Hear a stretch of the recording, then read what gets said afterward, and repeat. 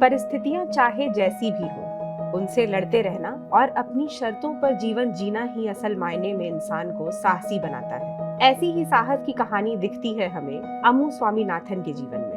अमू स्वामीनाथन का जन्म केरल के पालघाट में 22 अप्रैल 1894 में हुआ था। अम्मू, या जैसे उन्हें प्यार से बुलाया करते थे सब, अम्मू कुट्टी के पिता नायर गोविंद मेनन एक स्थानीय अधिकारी थे। बचपन में ही उनके निधन के बाद माँ ने ही उन्हें व उनके भाई बहनों को पाला। जाहिर है अम्मू के व्यक्तित्व पर उनकी माँ का प्रभाव पड़ा।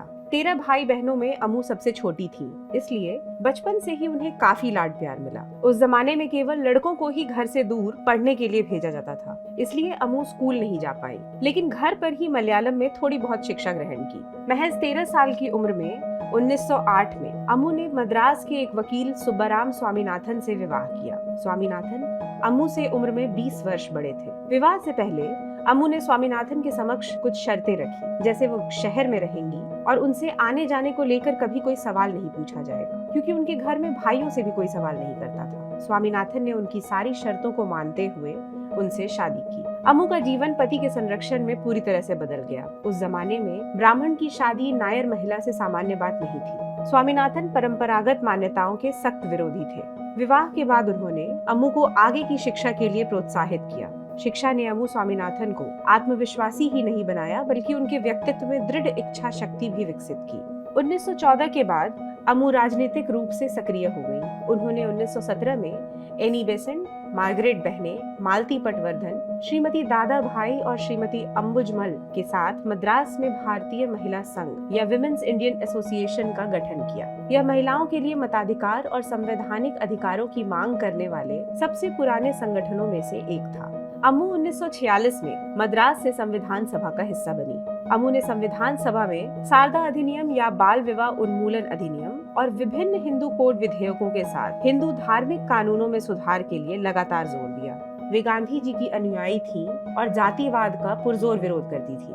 उन्होंने जवाहरलाल नेहरू के पंडित जी कहे जाने पर यह कहते हुए आपत्ति जताई थी कि पंडित प्रायः उच्च जाति का संबोधन माना जाता है। भारतीय संविधान के भारी भरकम स्वरूप पर भी अम्मू ने अपनी असहमति जताई थी। उनका मानना था कि संविधान को ऐसा दस्तावेज होना चाहिए जिसे अपने पर्स या जेब में रखा जा सके।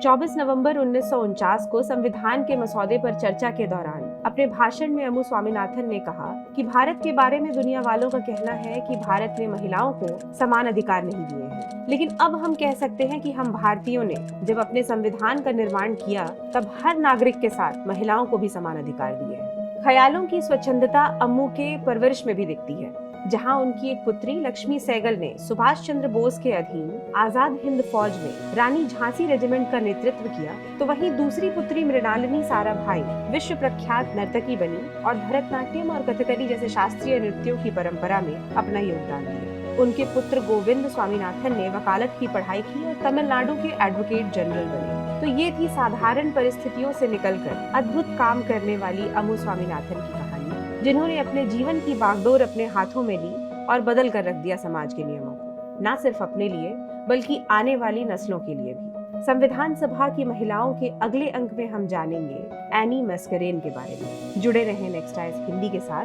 धन्यवाद।